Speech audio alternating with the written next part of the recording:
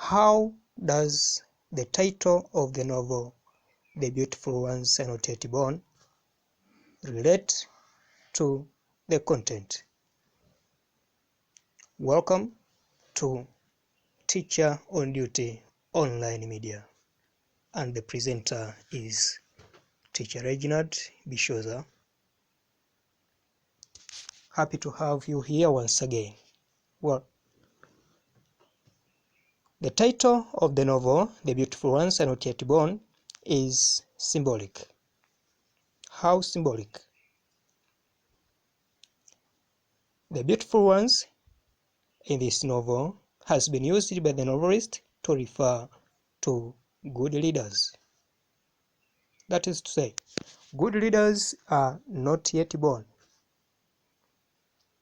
And this reflects the content because the author portrays socio-economic problems as the result of absence of good leaders as follows.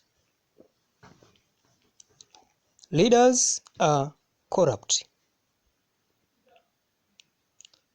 Leaders are corrupt, and so society people. If you are non-corrupt, you cannot prosper. Corruption is revealed by a mankwa who wants to bribe the man. But when the man rejects, a mankwa responds by saying, "You are such a wicked man, and you will never prosper. You will never succeed."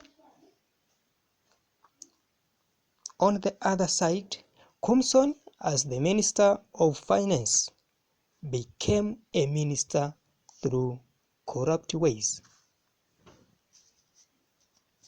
And the entire Ghana seems to be corrupt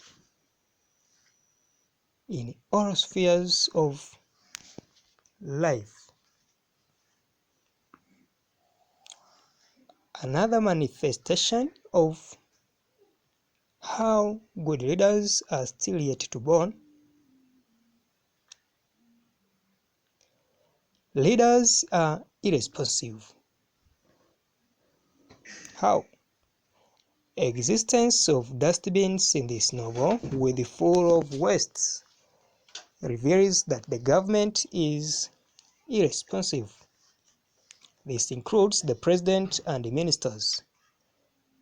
The use of capitalization, keep your city clean, reveals irresponsiveness of leaders in an ironic way because the city is not clean at all. Another manifestation, leaders are immoral.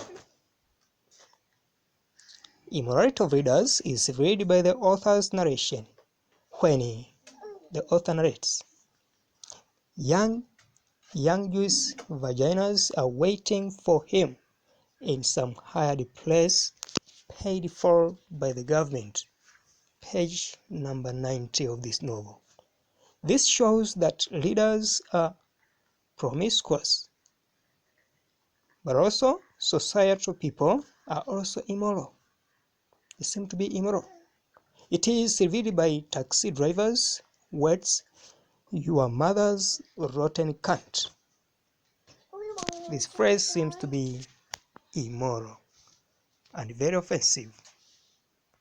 Another manifestation, leaders misuse funds. Leaders misuse the government fund. Leaders squander. Leaders sabotage the government fund. How? Comson, as the minister, represents leaders who misuse funds as he drives an expensive car. He lives in the areas where rich people lived. That area is called residential areas, upper residential areas, as it is shown in the first stanza. In the first chapter, he is seen buying breads while his wife complains that they have a lot of breads at home. That is an indicator of extravagance. Kumson makes a deal called boat deal. What is this deal? Well, and he wishes to get £12 from the government. Misuse of funds is also revealed by the school bursar, who uses the school money to enrich himself. Also, Abednego Yamoa, as the government officer, sells the government petrol for himself. Another manifestation. Leaders are cultureless. That is to say, leaders are affected by cultural imperialism. Leaders discard their African native cultures in favor of foreign culture. Kumson in this novel represents leaders who are cultureless. They have betrayed their culture. Cultural betrayal is revealed by Kumson's daughter, Princess. Princess speaks English like an English child, like an English lady. Also, when the man shakes hands with Estella, Kumson's wife, she smells perfume. Estella rejects to drink a local beer, and she satirically says, "This local beer does not agree with my constitution." Another manifestation. Leaders are deceitful. In this novel, Kumson deceives Oyo and her mother that they have to sign papers for the so-called boat deal so that they become shareholders of the boat. They can become the benefactors of the boat deal. But he eventually betrays them, and the boat becomes the property of his daughter. It is written Princess. Another manifestation. Poverty of the majority shows that there are no good leaders. That is to say, leaders fail to eradicate poverty. Leaders do not give their subordinates a chance to prosper, a chance to succeed. A group of women selling breads are seen by the man scrambling to sell breads to Kumsons and reveals life hardship to the majority. The man is very poor, to the point that he fails to buy shoes for his children. It is revealed when his mother-in-law says sarcastically, "My poor husband, you have nobody to buy you shoes. Your little feet will get torn into pieces." The man's toilet or latrine symbolizes poverty in which he is in. Lastly, existence of classes shows that there are no good leaders. In the first chapter, the bus conductor is seen counting money, but he has a lot of coins and few paper money or notes. These many coins symbolize the class of poor people. That is to say, the majority Ghanaians seems to be poor. They can't afford to possess some paper money. There are many people who are poor as compared to rich ones, represented by few paper money. Dear listeners, let us have a brief discussion on techniques used to convey intentions. Techniques used to convey the author's intentions, the author's message. Well, the first technique used is the use of flashbacks. Various flashbacks have been used in this novel.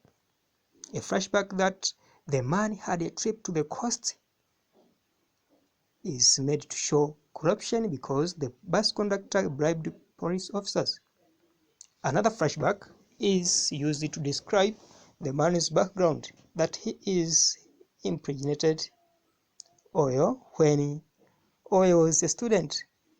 He impregnates oil when oil was a student. Then he was forced to marry her. Another technique used is the use of imagery. In this novel, short roads and long roads and failure. Short roads and long roads when it comes to success in life. The man has failed to succeed because he has used long roads. He does not use shortcuts or short roads like the roads used by Kumson in this novel. Kumson succeeds because he used the short roads, which means shortcut ways to succeed. Another technique used is the use of allusion. All the events in the book take place in the Passion Week, the week before Easter. And this is used to show that there is a suffering of individuals before the coup.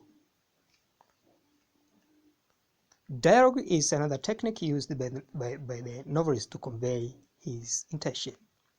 A dialogue between Amankwa and the man is used to show conflict in their dialogue, and in the dialogue Amankwa tells the man, "You are such a wicked man, and you will never prosper." A dialogue between the man and the teacher shows that they are conscious. In the dialogue, the man says, "My wife has seen a new salvation." But also, the dialogue is used to show corruption done by Rotary Club, and it is seen when the messenger talks with the man. "What will you do? Because it will cost you more money if you go to the police," the man asked. "I hope some officials at the Rotary Press will take some of my 100 cedis as bribe and allow me to have the rest. You will be corrupting public officials." The man smiled. "This is Ghana," the messenger said. It is an indicator that corruption is very rampant in Ghana. It exists everywhere. Another technique used is the use of juxtaposition. Juxtaposition has been used by the author when he compares the man and Kumson. Juxtaposition is a literary technique in which two opposite ideas are compared side by side, meant to show different portraits. In this novel, the man seems to differ from Kumson, and the two people have been compared. The man represents faithful and non-corrupt individuals belonging to the poor class, while Kumson represents corrupt leaders who have used shortcut ways to succeed. Another technique used is the use of capitalization. Words such as vagina sweet have been capitalized to show emphasis that people are immoral. Also, words such as keep your city clean have been capitalized to show that leaders are irresponsible. Dear listeners, the novelist has made the use of flashback as well. The following flashbacks have been used to convey intentions to the readers. The first flashback is used to show disappointment, and the author narrates that the man had a dream to join university, but he was disappointed when he was forced to marry Oil because he impregnated her. Another flashback used to show corruption is when the man had a trip to the coast. He witnessed the police officers receiving bribes from the driver because the driver did not possess a license. The choice of flashback has been used to show betrayal and injustice. When Kofi Berry was fired from the job, by white men after his right leg is cut in their transportation company where he was working. He was dismissed without any compensation. Flashback also is used to show irresponsibility. The government used a lot of money to buy dustbins, but the government officials failed to use them as expected. The dustbins are dead and they are full of waste. Dear listeners, flashback is also used to show misuse of funds. The flashback that the former school bursar of Ghana Secondary School used the school money to enrich himself, and when students wrote a letter of complaint, they were dismissed. Another technique used is the use of rhetorical question. The rhetorical question is used to show the man's frustration that Compson was his classmate, but he is rich, living in a luxurious life, while the man is extremely poor. The man says, I am asking myself, what is wrong with me? Do I have some part missing? Teacher, Compson was my own classmate. So tell me, what was wrong with me? The last technique used is the use of point of view character. The point of view has been used in this novel when the author has used the teacher